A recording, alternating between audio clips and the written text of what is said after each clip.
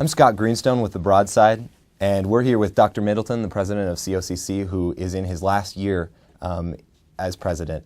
And so we're just going to talk to him about some of the future challenges that COCC is facing and what it's been like to be president of COCC for 10 years now. Hey, Dr. Middleton. Hey, good to see you. Good to see you too. What are some of the challenges that COCC is going to face in this next season? Well, I think as we look at, we need to look at that within the context of national, state, and local as we look at it. Nationally, there has been a major shift to looking at student completion and student outcomes. So historically, community colleges have been very focused on student access, student choice, and allowing students to do shorter-term elements. There's a very high priority at the federal level to see that we get more students graduated, more students transferred, and that is being echoed at the state level. There's a current initiative to redo the way the state distributes its funding to the colleges and make a significant portion of that dependent on how effective we are of getting students to degrees, getting students to achieve their certificate, and other similar kinds of measures. In the past, it's just been enrollment-based. At the local level, then, it's how do we balance those elements with the things that are deeply ingrained in the needs of Central Oregonians and our communities. So how do we serve those purposes and at the same time be very, very sensitive to what the particular needs of our local students, communities, and businesses are? So you've been at COCC for 10 years now. How does it feel to be leaving? Well, I think it's a good time for transition. You know, I feel good. I joke that I said when I came to interview that I would be here 7 to 10 years, and if I stayed longer, I would have lied. And so I think that this has been an institution that has had significant stability. Being only the 4th president in over 60 years is extraordinary. That can be said about very, very few institutions, you know, in the country. So I think what each of us look at is during our time is a couple of things, is don't pretend you really did it yourself, and secondly, recognize that you're just someone carrying the baton for a certain leg of a frankly unending race.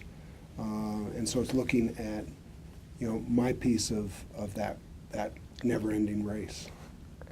What did COCC look like when you came here 10 years ago, and how was that different than what it looks like today?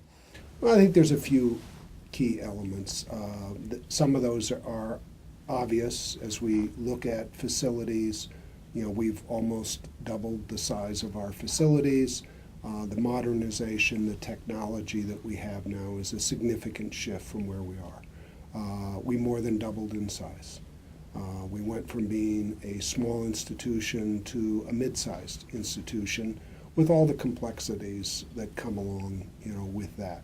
I also think that in many ways we're less the college on the hill and hopefully better connected, you know, with the community. Stronger connections with our K-12 feeder schools than we had before, stronger connection with the universities, and obviously a stronger connection with our new satellite campuses with the geographic breadth of the area. And then also that we've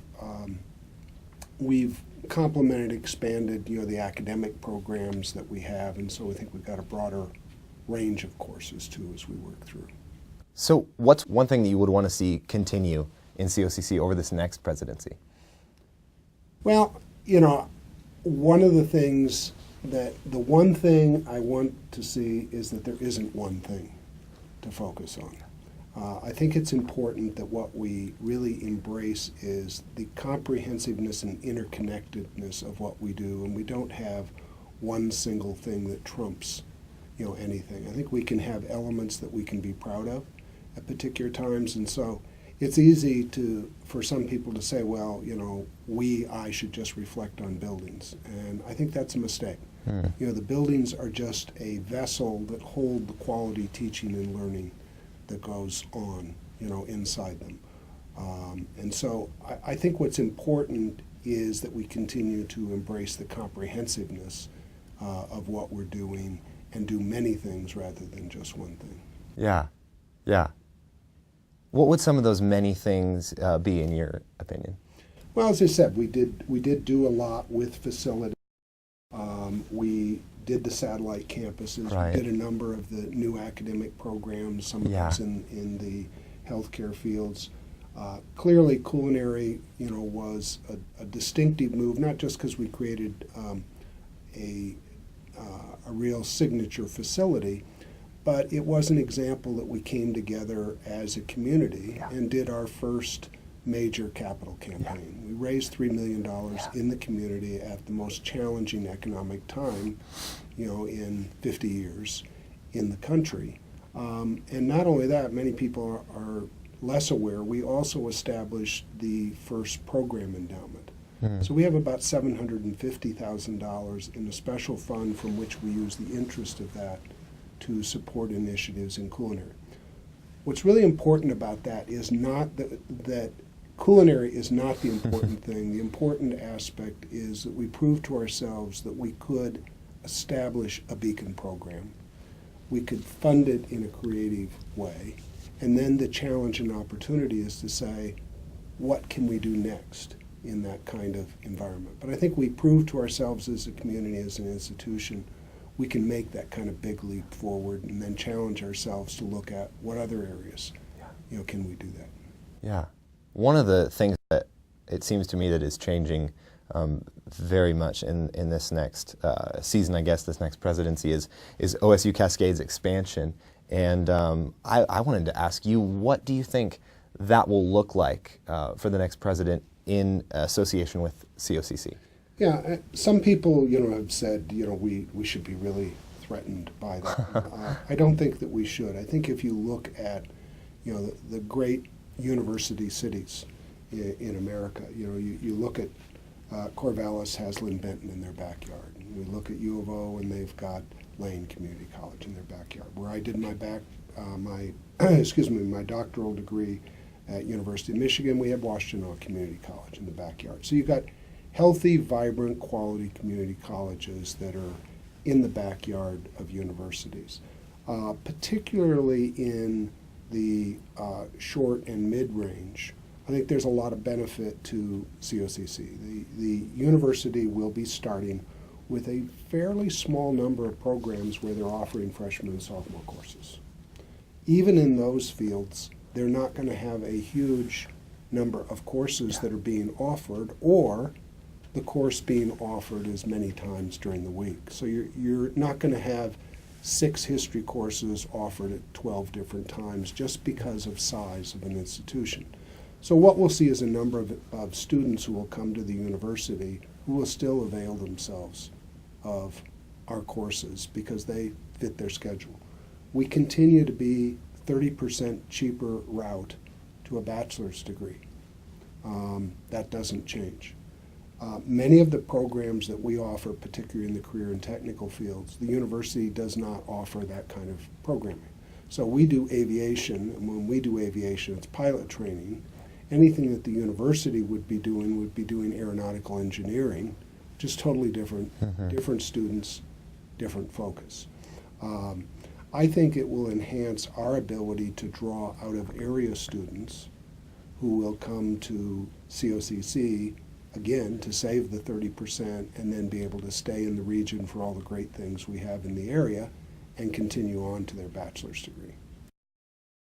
What are some of the, working with this college and with OSU Cascades, just all the administration that you're involved with and faculty, what are some of the most meaningful relationships that you've built in these past 10 years that you're going to miss, people you're going to miss working with? Well, clearly, working with Becky Johnson at OSU has been a real pleasure. I think she's been, dedicated to the region, has really dug in and worked. I think the relationships that we've built with the K-12 districts and superintendents was greatly, enriched and deeper than we had. And then I've really valued the relationship with the presidents within the system. California system where we had about 144 CEOs in the system. And whenever you got together for a meeting, it was like you were going to a convention. We've got 17 colleges and 20 CEOs. You can develop a deep and rich experience, with them. Another difference, I think, on the Oregon scale is legislatively. Again, it was very challenging in California with as large a legislature as you've got, and frankly as powerful as many of those individuals were, that you really were cut off from them. Here, been able to know our local legislators, listen to them, and really feel that they listen and value the input that you would give them, and that we really can look at doing collaborative solutions rather than things just being done to you. What is next for you personally? Well, first we'll take a deep breath and we'll look at a number of options. I have been asked to work with a group to assist in doing professional searches for community colleges. I'm among a very large group. We're expecting in the next 4 years that 500 community college presidencies will turn over in the next 4 years. In a 10-year period, we expect 82% of the presidencies in the country to turn over. So I've been asked to work with a group to assist boards in doing searches for new presidents. I'm currently also serving on the foundation board for a university in China, and so I'll be exploring some of the aspects with that. My wife and I are looking at doing some other traveling and really have time to get into doing some of my own photographic and writing work. That's fantastic. Where can students or faculty or administration who want to keep up with you find you, maybe see your photography? Well, it's not posted yet. There's a lot more work to do as far as that's concerned, and I'll certainly people will be able to track me down in the future, I'm sure. That's good. Well, thank you so much for coming in and doing this interview. That was Dr. Middleton, who has been the COCC president for 10 years and is leaving in June. This is Scott Greenstone with The Broadside.